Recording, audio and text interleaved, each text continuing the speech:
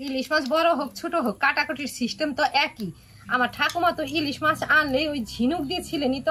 আমাদের তো এখন ঝিনুক টিনুকের ব্যবস্থা নাই, বা ঝিনুক কোথায় পাবো। এই যে একটা চামচ নিচ্ছি, এটা দিয়ে আঁশগুলো ছাড়িয়ে নিচ্ছি। তো ভাবছিলাম খুকিকে এই মাছটা ভাজা করে দেবো, বা ভাজা খাওয়ার জন্যই এত ছোট ছোট দুই একটা মাছ আনা হয়েছিল। তো আজকে আর ভাজা করব না, এটা দিয়ে সবজি দিয়ে একটু তরকারি করব। সিম আছে ঘরে, মূলা আছে, একটা সিম বেগুন মূলা দিয়ে তরকারি করব। মানে সবজিটা একদম ইলিশ মাছের গন্ধে গন্ধে যাতে খাওয়া যায়। আর তাছাড়াও আগের দিনের মাছের দুইটা লেজাও, ইলিশের লেজাও আছে, ও দুইটাও দিয়ে দিব যাতে সবারই হয়ে যায়। আর ইলিশ মাছ দেখতে ছোট হলে কি হবে, মানে ইলিশ মাছের আয় আছে, ইলিশ মাছ রুই মাছ এসব মাছের আয় আছে, যেমন কাতলা মাছের আয় নাই, ওটা ওই মাথাতেই সব কিছু খেয়ে দেয়। তবে ইলিশ মাছের আয় আছে। যাই হোক, আর আমাদের 3 জন মানুষই হয়ে যাবে। আর ছাড়িয়ে নিলাম, এখন পিস করে কেটে নেব। কানকো দুইটা আগে কেটে নিলাম।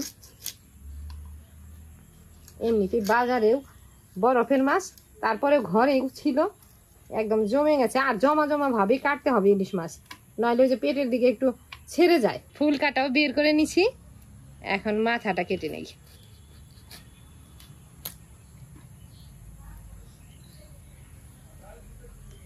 ভিতরের নৌকাটাও বের করে দেব। এই তো বেশ কয় টুকরা হয়ে গেছে, 4টা চাকা হয়েছে, একটা লেজা মাথা,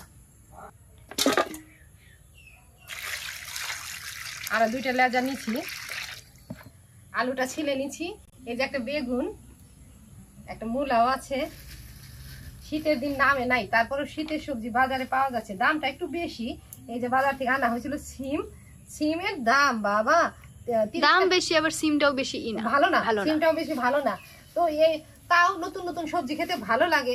আগে তো আমরা ওই যে দিনের যে সবজি ওটা খেতে বেশি পছন্দ করতাম, বা ওটাই তখন পাওয়া যেত। এখন তো বাঁধাকপি সারা বছরই পাওয়া যায়, আর এই শীত পরে নেই, সিমও পাওয়া যাচ্ছে, মূলা তো কবে থেকে পাওয়া যাচ্ছে।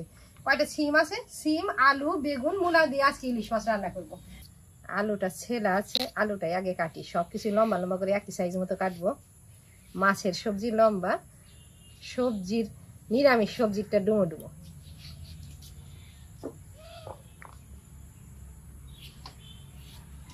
সবজি টবজি এনে আলুটা কেটে নিলাম, উনুনে আঁচ দিছি, এদিকে উনুনটা জ্বলে গেছে। আগে মাছটা নুন হলুদে মেখে নেই, মেখে কড়াইটা উনুনে বসিয়ে দেই। কড়াই গরম হতে হতে মাছের মধ্যেও নুন হলুদ ভরে যাবে।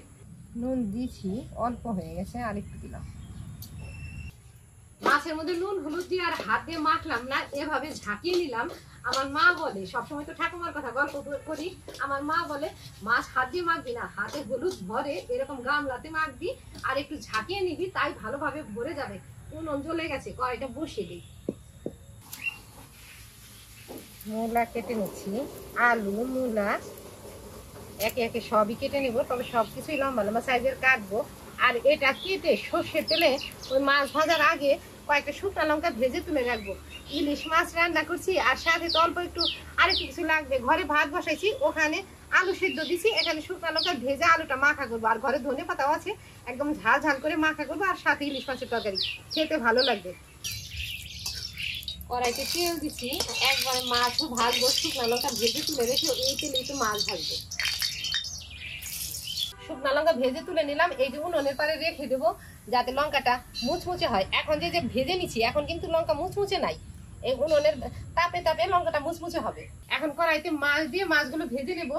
সবটুকু মাছ একবারেই দিব, অল্প ছোট একটা মাছ, তবে লেজা 2টা দিচ্ছি, দিকে একটু বেশি হয়েছে।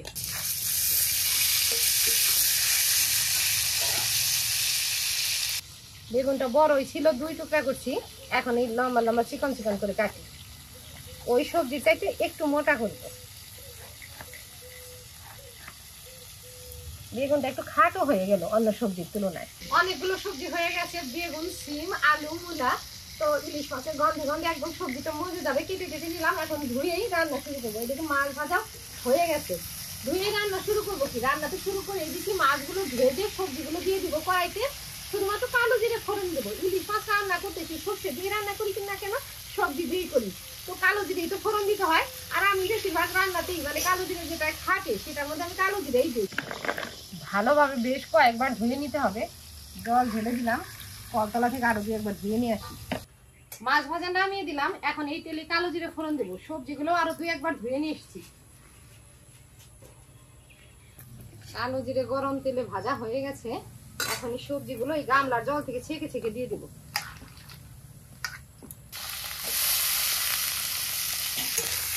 তেলের মধ্যে হালকা গড়িয়ে নিই, তারপরে নুন হলুদ দিয়ে দেবো। এই যে বেশ অনেকগুলো কাঁচা লঙ্কা নিচ্ছি, এগুলো চিড়ে দেবো। গামলার জলে দিয়ে রাখলাম, আগে নুন হলুদ দিয়ে নিই, তারপরে ওগুলো চিড়ে দেবো। নুন হলুদ দিয়ে দিলাম, নেড়ে চেড়ে মিশিয়ে দিন। বেগুনটা একদম ভালো, তবে ওই সিম আর মূলা এগুলো তো শীতের দিনের সবজি, আর বর্ষার শেষে শেষে পাওয়া যাচ্ছে। সিমটা মোটেও সেই শীতের দিনের মতো না যে একবারই মজে যাবে। অল্প আমি ঢেকে দিই যাতে সব সবজি একসাথে মজে যায়।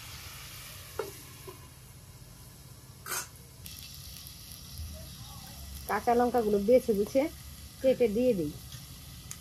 একটু বেশি পরিমাণে লঙ্কা দিচ্ছি তো তাই পরে দিলাম, আবার বেশি ঝাল হলে খুকি খেতে পারবে না।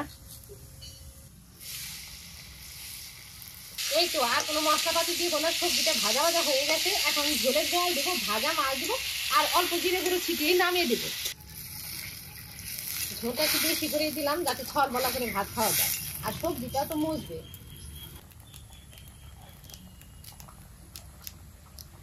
তরকারিটা বলক এসে গেছে, আর জাল দিতে হবে না, উনুনে যতটুকু আঁচ আছে ওতেই হয়ে যাবে। এখন মাছটা দিয়ে দেবো, মাছ দিয়ে জিরে গুঁড়োটা ছিটিয়ে উনুনে বসিয়ে রাখবো।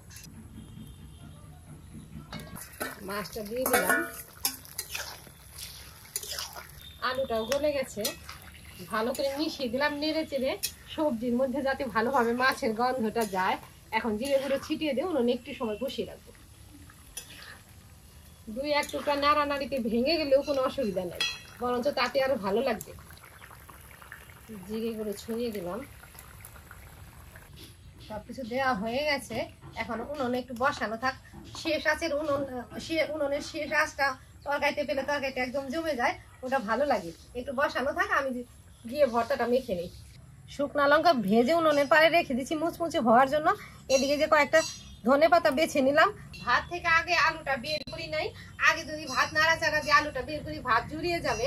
আগে এগুলো রেডি করে নিই। ধনেপাতা পেঁয়াজ এই যে ধুয়ে নিলাম, এগুলো পোলে টোলে ডোলে আগে সর্ষের তেল দিয়ে মেখে নেবো, তারপরে ভাত বাড়ার সময় আলুটা বের করবো, হাতায় ঠেসে ঠেসে মেখে নেবো। গরম গরম আলু মাখার সাথে ভাত খেতে ভালো লাগে। পরিষ্কার করে ধুয়ে নিলাম, এখন কুচি করে পোলে নেব। পেঁয়াজ পোলে নিলাম, ধনেপাতাও কুচি করে নিলাম। ধনেপাতাও কুচি করে নিলাম। ধনেপাতা পেঁয়াজ কুচি করা হয়ে গেছে। এখন শুকনা লঙ্কা এনে নুনে ডলে নেব, একদম মুচমুচে হয়ে গেছে। ভাজা শুকনা লঙ্কা নিলাম, লবণও নিয়ে নিই। শুকনা লঙ্কা একদম নুনের সাথে ডলে নিচ্ছি। শুকনা লঙ্কার সাথে পেঁয়াজটা আগে ডলে নিচ্ছি। পেঁয়াজটা একটু মজে গেলে ডলে ডলে তারপরে ধনেপাতা মিশাবো।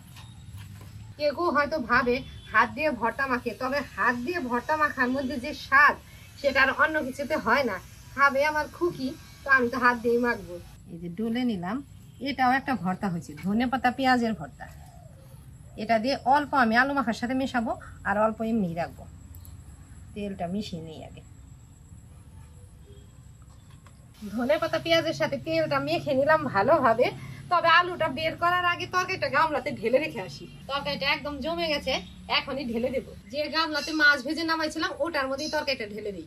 আমার মাকে দেখতাম, আমরা তো এখন রান্নাবাড়ি করে তরকারি গামলা থেকে নামানোর সময় খুন্তি দিয়ে নেড়ে দেই যাতে একবারে পড়ে যায়। তবে আমার মা কি করে, যে এইভাবে ঢুলিয়ে দেয়, পালে ঢুলিয়ে দেই, তাই পড়ে যাবে।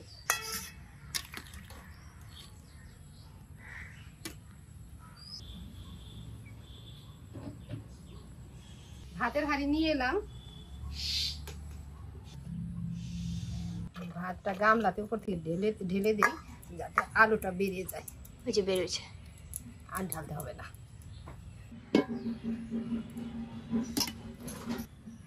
অল্প ভাত বেছে নিলাম।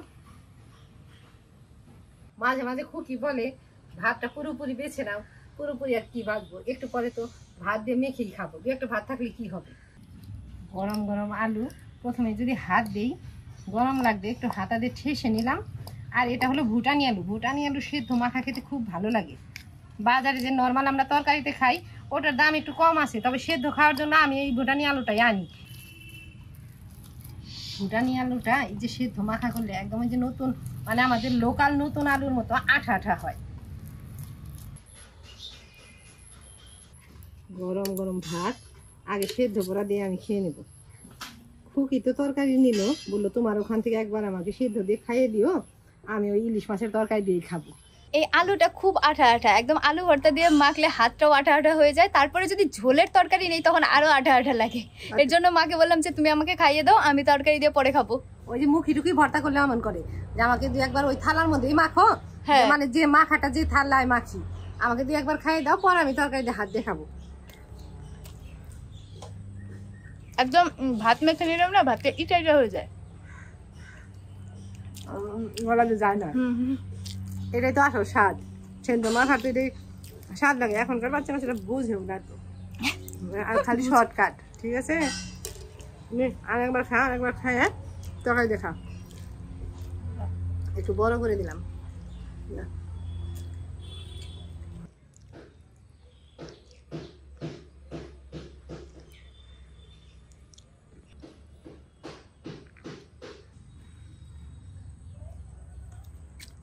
তুমি আর খাবে না তরকারি দিয়ে?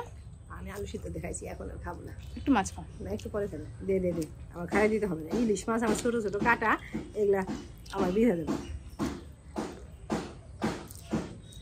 ছোট ইলিশ আর কাটা বেশি, ছোট ইলিশের কাটা বেশি না, ছোট ইলিশের সমান কাটাগুলো কাটা তো তো ছোট ছোট ছোট, ছোট। বাছা যায় না। বড় ইলিশের কাটাটা যেমন পেটির কাটাটা কয়েকটা একটু বড় বড় থাকে, আর গাদার কাটাগুলো তো বাঁচতেই লাগে। যাই হোক, এই যে ইলিশ মাছের ছোট ইলিশের মাছের কাটাটা বেশি, কিন্তু একটু সাবধানে খেতে হবে। ইলিশটা কিন্তু স্বাদ আছে, একদম পুরা তরকারিটা ইলিশের গন্ধে মম হয়ে গেছে। কাঁচা ইলিশ যে